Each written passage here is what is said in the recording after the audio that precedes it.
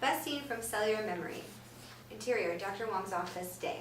Dr. Wong, Asian, mid-40s, stares at the open file on his desk. A small radio is perched on the corner of the desk. A reporter delivers the news from it.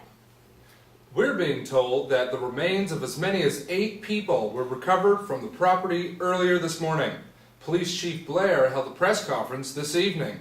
He had this to say. Over to the radio. We hear cameras flash as the police chief speaks at the press conference. The demolition crew began working this morning at approximately 6 a.m. Soon after, they discovered human remains. How many victims are there? Again, we're still in the early stages of this investigation, so it's hard to tell, but it could be as many as 8. We believe the remains to be female in gender. A knock comes to the door. Wong's eyes dart to it. It's open.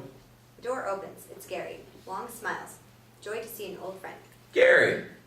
Wong turns the radio off, closes the file, stands, and exits his hand out to Gary, who approaches the desk. They shake hands.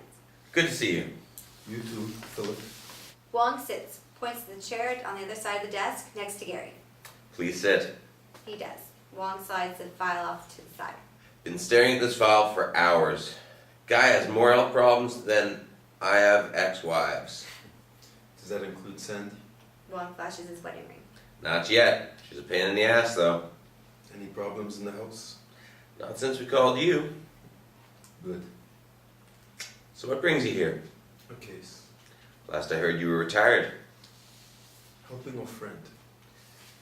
So what is it you need? This is an odd thing to ask, but have you ever heard of strange occurrences in people after undergoing a heart transplant? Depends what you mean by strange occurrences. Changes in personality, food cravings, religious beliefs, things of that nature. Not sure. But it does sound like something I've heard of. They call it cellular memory. Gary stares at him, perplexed. Shall I elaborate? Please. Cellular memory, a phenomenon where transplant patients inherit personality traits and memories from the organ's previous owner.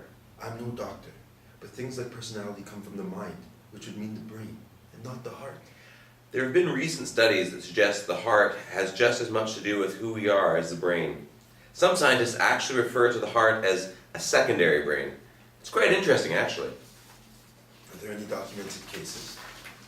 Yes, they run the gamut from minute changes to life-altering ones. There was one case where a 9-year-old girl received the heart of a donor who had been murdered. Now, the heart recipient had no idea, since that information is kept classified. Yet, immediately after the procedure, she began having a reoccurring nightmare that she was being strangled to death.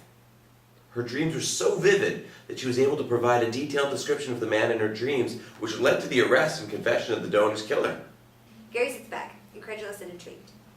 Incredible. That's just one of many. I would suggest you go online, do some research. There are even a few documentaries on the subject. Very interesting. Yes, I'll do that. Is there anything else? Yeah. How do I find out who the donor was? You don't. That information is kept private to protect the donor and the recipient. The only way to access it is with a warrant, which I'm not sure you would be able to attain. There has to be someone I can talk to. If there is, I don't know them. Can I ask what the case is about? Gary looks at him, smirks. I'm afraid that information is kept private. Wong smiles and nods. Touche. They shake hands. Good to see you again, Gary. You too.